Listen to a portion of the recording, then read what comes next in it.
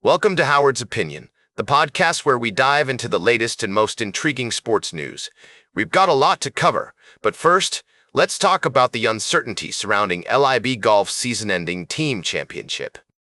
As many of you may know, there's been some doubt about whether this event will actually take place in Michigan from August 27th to 30. Cameron Smith, one of the top players in the LIV Golf Series, is expecting the season finale to go ahead as planned, despite the ongoing funding issues with the Saudi Arabia Public Investment Fund. This comes after Bryson DeChambeau led a player meeting to discuss the future of the series.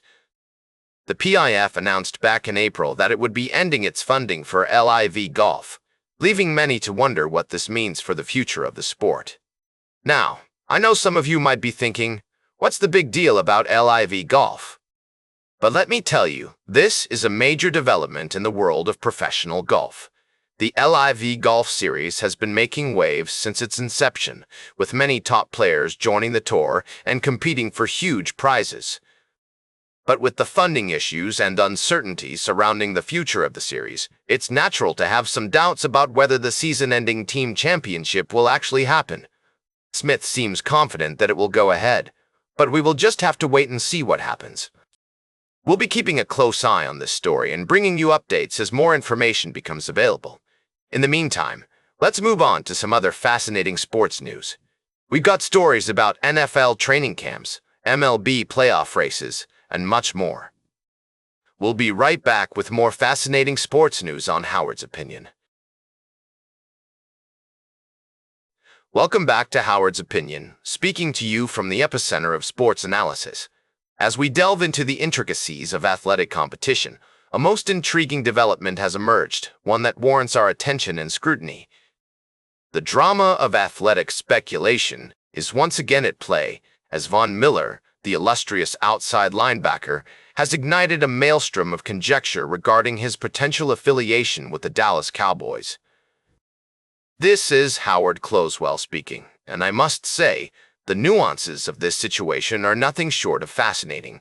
Miller's recent photo op with Dak Prescott, the Cowboys' stalwart quarterback, has set tongues wagging, fueling speculation about a possible union between the two athletic titans. The implications are far-reaching, my friends, as this potential partnership could significantly impact the balance of power in the NFL. The what-ifs and maybes can be tantalizing, but ultimately, it is the athletes who must navigate the complex web of team dynamics, personal ambition, and public expectation.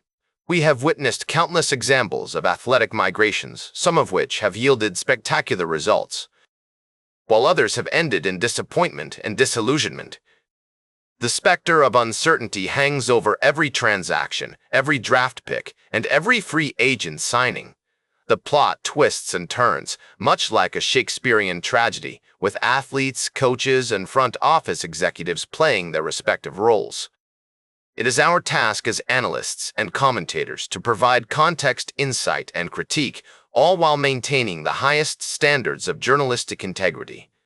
The repercussions would be far-reaching, with implications for team strategy, player development, and fan expectations. As we watch this saga unfold, we must remain vigilant, separating fact from fiction and providing our audience with the most informed analysis possible. The human side of sports is often just as compelling as the competitive aspect, and we will delve into the complexities of this remarkable athlete's journey. Speaking of which, welcome back to the show, folks. We're closing out today's episode with a look at the latest developments in the NASCAR world. I've got to tell you, it's been an eventful few days on the track. Ty Gibbs is making waves, and not just because he's the son of Coy Gibbs, who sadly passed away recently. The young driver is proving himself to be a force to be reckoned with, and his recent win at Iowa Speedway is a testament to that. Now, I know some of you might be thinking, Howard, what about Tyler Reddick? Well, let me tell you, Reddick's having a tough time lately. He crashed on the fourth lap of the race and suffered his fourth finish of 30th or worse in the last 6 races. That's not exactly the kind of performance you want to see from a driver who's supposed to be competing at the top level. And then there's Chase Elliott, who wrecked in practice and had to overcome a bad pit stop to finish 15th. His teammate Kyle Larson wasn't much better, finishing 33rd after a wreck that also damaged Alex Bowman's car. It's clear that Hendrick Motorsports is struggling right now, and they need to turn things around if they want to make a serious run at the championship. On the other hand, Josh Berry is finally finding his footing. He finished 4th at Iowa, which was a great result for him, especially considering he's already been told he won't be returning to Wood Brothers Racing next year. It's always tough to see a driver in that situation, but Berry's making the most of it and proving himself to be a talented young driver. As we head into the next race at Richmond, it will be interesting to see how things play out. Austin Dillon's won the last 2 races there, but can he make it 3 in a row? And what about Ty Gibbs? Can he keep his momentum going and make a serious push for the championship? These are just a few of my thoughts on the latest developments in NASCAR. It's an exciting time for the sport, with plenty of talented drivers and teams competing at the highest level. That's all for today's Howard's Opinion. Remember to like, share, and subscribe, and until next time, keep your head in the game.